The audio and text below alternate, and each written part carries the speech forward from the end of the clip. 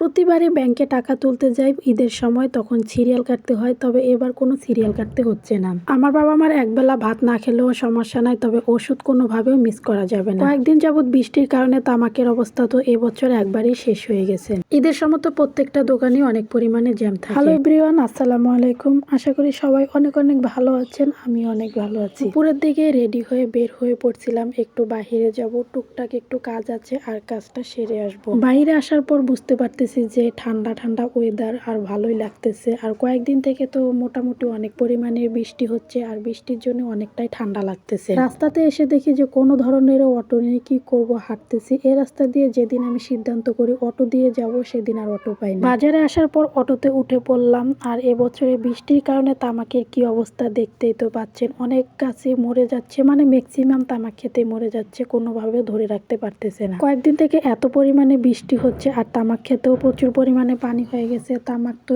একেবারেই নষ্ট হয়ে গেছে। তো যাই হোক, আমি আবার চলে আসলাম ডাচ বাংলা ব্যাংকে। এখান থেকে আগে টাকা উঠাইতে হবে, তারপর যে কাজগুলো আছে সেগুলো করতে হবে। আজকে আসার পর দেখি যে ডাচ বাংলা ব্যাংকটা একদমই ফাঁকা, তেমন কোনো কাস্টমার নাই। প্রতিবারে ঈদের সময় যখন আসি তখন দেখি অনেক পরিমাণে ভিড় থাকে। এবার কেন জানি লোক নাই, একদমই কম। তো লোক যেহেতু কম, তা কম সময়ের ভিতরে আমি টাকাটা উঠাই ফেলতে পারবো, তেমন একটা সময় লাগবে না। আর আমি টাকাটাও উঠাই ফেললাম। প্রতিবার ঈদের সময় যখন আসি তখন তো সিরিয়াল পায় না, অনেক লাইন ধরতে হয়, অনেক সময় অপেক্ষা করতে হয়, তারপরে টাকা উঠাইতে হয়। এবছর কোনো ঝামেলা পোহাইতে হয় না, অল্প সময় তুলতে পারছি। তো টাকা তোলা শেষ হয়ে গেছে, এখন আমি চলে যাচ্ছি যে যে জিনিসপত্রগুলো লাগবে সেগুলো আমার নিতে হবে। তো প্রথমে আমার দরকার হলো ওষুধপত্র। ওষুধপত্র না নিলে তো একদমই চলে না। আমার বাবা মা একবেলা না খেয়ে থাকলেও কোনো সমস্যা নাই, কিন্তু মেডিসিন ছাড়া কোনোভাবেও থাকা যাবে না। প্রতিবেলা মেডিসিন কন্টিনিউ খেতেই হবে, এটা তাদের বাধ্যতামূলক। তো কি আর করার, এখান থেকে যা যা লাগে ঈদ পর্যন্ত ওষুধ নিয়ে নিছি। মিনিমাম 12 দিনের পর্যন্ত ওষুধ নিয়ে নিছি, ততদিন পর্যন্ত যেন আর ওষুধ নেওয়া না লাগে। ওষুধ নেওয়া শেষ হয়ে গেছে, এখন আবার চলে যাচ্ছি কসমেটিকের দোকানে। সেখানে আবার কিছু জিনিসপত্র নিতে হবে। দেখেন আমার ভাবি কি একটা পাগল। সেদিন এখান থেকে কসমেটিক কেনার সময় হাতের চুড়ি কিনছিল